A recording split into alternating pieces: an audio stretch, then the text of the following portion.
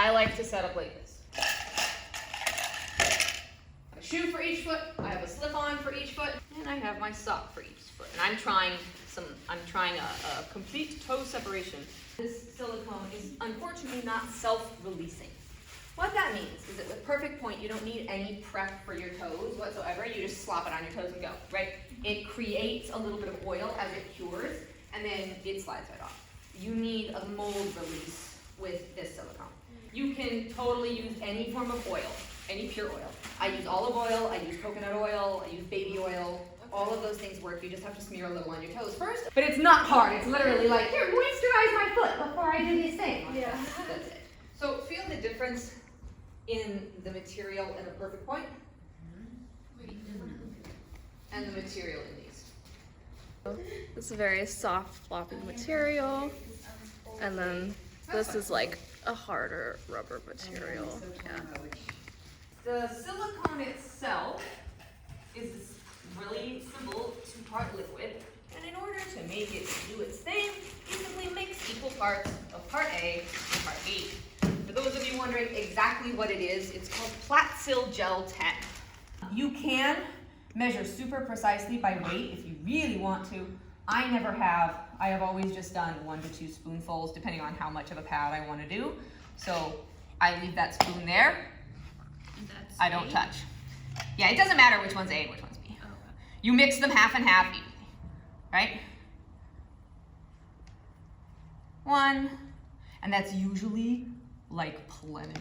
Like it will spooge out the top of your pointe shoes.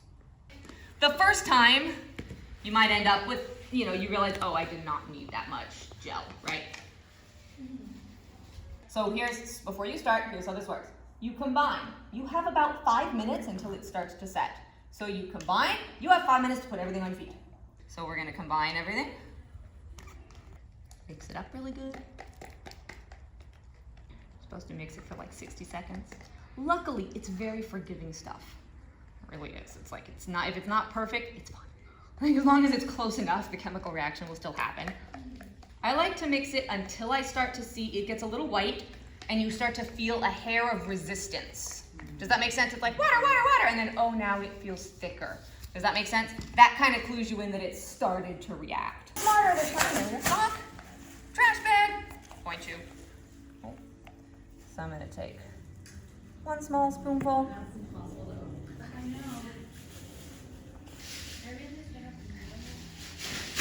Okay. Smear it inside my sock. Put that on. You now have a bunch of silicone all over your toes. It feels gushy and weird, but it's hilarious. I missed. I put a little inside and then a bunch right on top of my toes. See, I've just got a bunch of silicone right on top of my toes.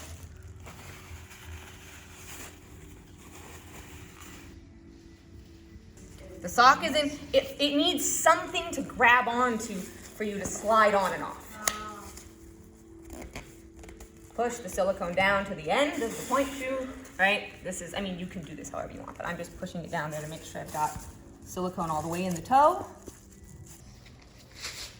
Yeah, this is a little more complicated than the Perfect Pointes, which is like, mix these 2 putties, slap it on your feet, and go. Yeah. This is a little more complicated, but to me it yields a far superior result because I can feel the floor, I can move all my toes individually. Like, I'm not locked into my pointe shoes so much that I'm, right? If you wiggle your toes at this point, you should feel liquid gushing all around, basically, in your toes, right? And for the next 20 minutes or so, I need to do exercises to mold through my feet. So, you do not, and this is really important, you do not immediately now stand on pointe, because then you're just sinking through like you have no toe pad. What you want is you want it about 80% solid before you start standing on pointe. So you're doing like tendu. So you do taunt, I do a lot of demi, right? A lot of pliés. You can tendu. As it starts to thicken, you can do these. Right, like this 1, 2, so it presses the arch in, right? All of those are options. Be aware that your shoes are a little slick on the trash bag, like as far as the heel sliding off and stuff, so don't go insane. But literally for the next about 10 minutes, I'm just gonna walk around in the shoes. Okay. All right, okay. And then for the next 10 minutes after that, Then I'm gonna start doing more like point exercises stuff. I've done exercises for up to like 40 minutes just because I'm like, I'm not taking them off until I know they're fully set. Right. You know what I mean? So this is like halfway thickened, halfway kicked, halfway done. See how it's. So you can just do this. There we go.